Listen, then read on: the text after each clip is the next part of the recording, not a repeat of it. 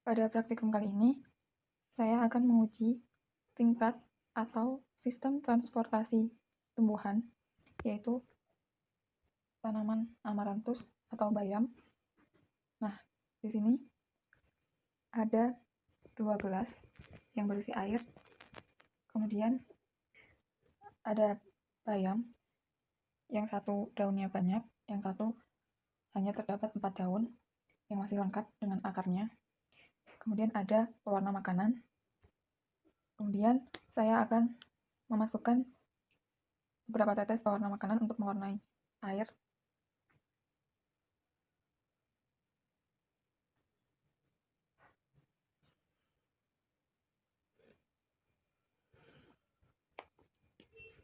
Nah, di sana. Kemudian kita aduk.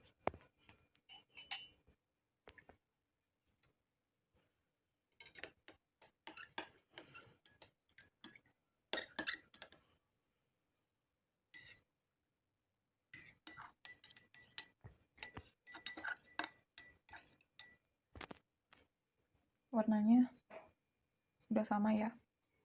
Kemudian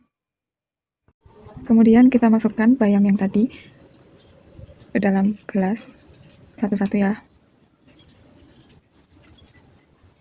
Nah, seperti ini. Kita letakkan di tempat yang terkena sinar matahari langsung dan kita tunggu selama kurang lebih 30 menit. Setelah kurang lebih 30 menit, bayam kita belah menjadi 2 dan terjadi perubahan warna merah.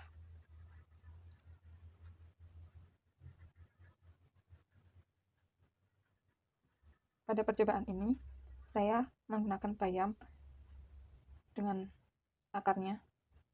Jika pada percobaan lain, ada pula yang dari batangnya saja, tanpa akarnya.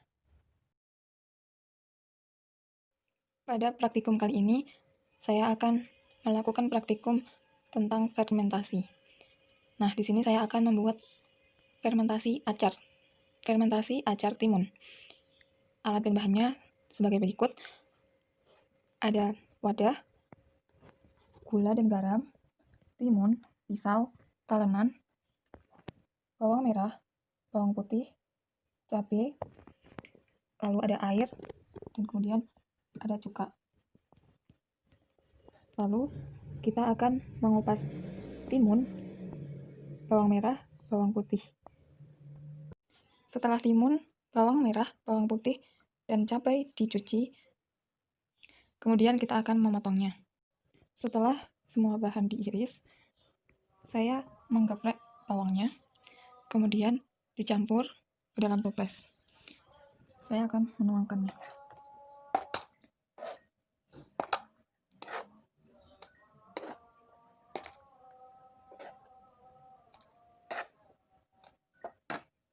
Setelah semua bahan tercampur, maka wadah atau botolnya kita tutup. Kemudian wadah yang sudah tertutup rapat, kita masukkan lemari es, tunggu 3 jam.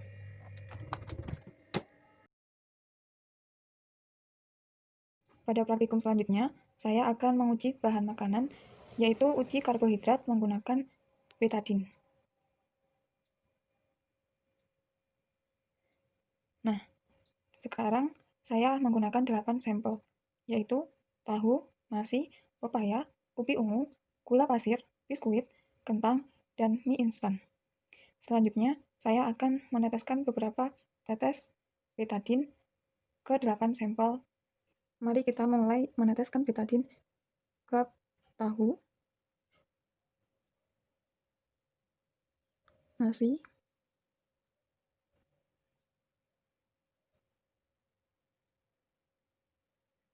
pepaya, ubi ungu,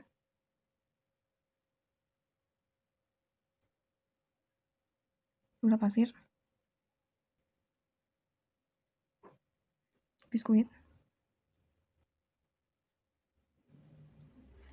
kentang, mie instan,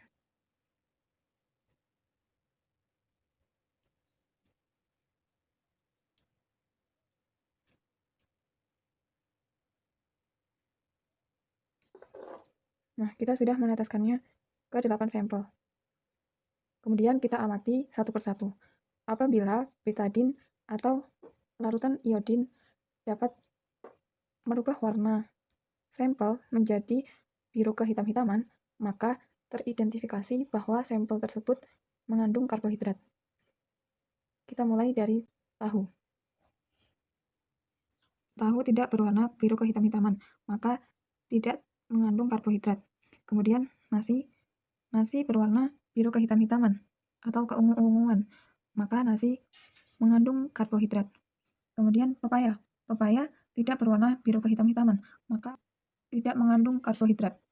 Kemudian ubi ungu walaupun berwarna ungu, tetapi dia berubah warna menjadi biru kehitam-hitaman atau hitam keungu-unguan, yaitu ubi ungu mengandung karbohidrat.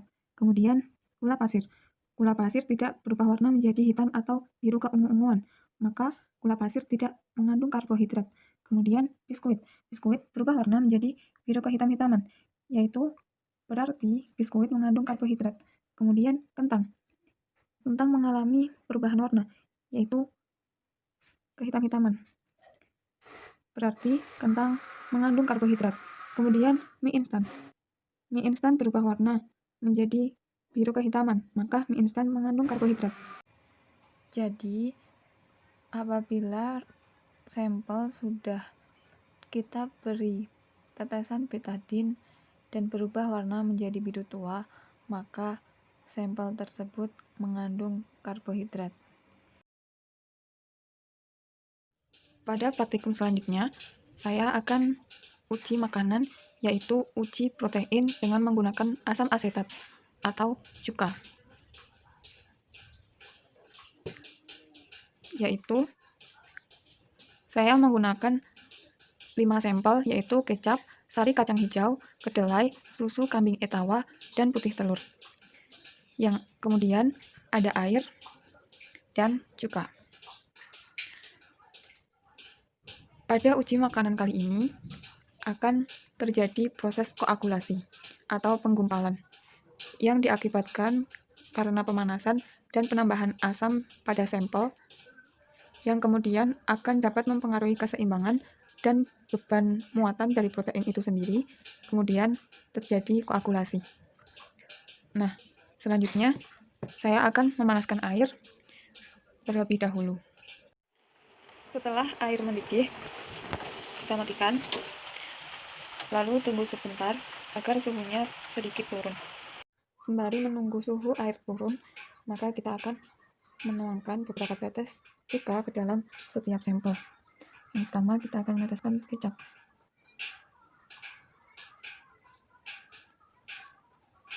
Saya menggunakan 3 tetes pada setiap sampel.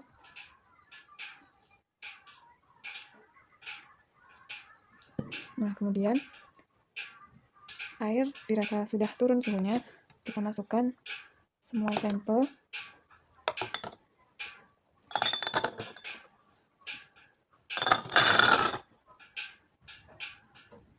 Tunggu sebentar sambil diaduk. Apakah terjadi gumpalan atau tidak? Setelah kurang lebih 10 menit, kita dapat mengeluarkannya. Kemudian kita analisis, kita amati apakah terjadi koagulasi atau penggumpalan pada setiap sampel. Kita mulai dari putih telur. Bisa kita lihat di sana ada gumpalan, maka putih telur mengandung protein. Kemudian kita lihat pada susu kambing etawa terjadi gumpalan. Nah, dapat disimpulkan bahwa susu kambing etawa mengandung protein. Kemudian sari kedelai, kita lihat itu sepertinya ada sedikit gumpalan. Nah, maka susu kedelai yang saya gunakan atau susu kedelai ABC mengandung sedikit protein. Kemudian sari kacang hijau merek ABC yang saya gunakan, kita amati apakah ada gumpalan.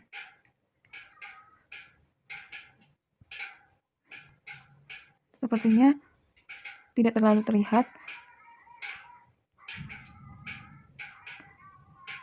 Namun di sini ada sedikit gumpalan dan kesimpulannya sari kacang hijau merek ABC mengandung sangat sedikit protein. Kemudian yang terakhir yaitu kecap. Kecap tidak ada gumpalan sedikit pun. Ini kecapnya kental. Kecap yang saya gunakan kecap merek Bangau. Dan kesimpulannya, kecap ini tidak mengandung protein. Pada praktikum selanjutnya, saya menggunakan 3 sampel untuk menguji bahan makanan, uji lemak jenuh dan lemak tak jenuh dengan menggunakan betadine. Di sini ada 3 sampel, yaitu minyak sayur, minyak jelantah, dan margarin yang sudah dicairkan. Kemudian, mari kita teteskan beberapa tetes betadine.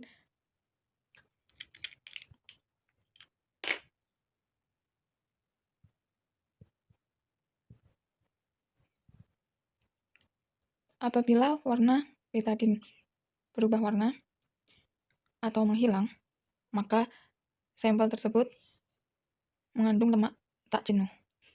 Sedangkan jika warna betadine tetap, maka sampel tersebut mengandung lemak jenuh.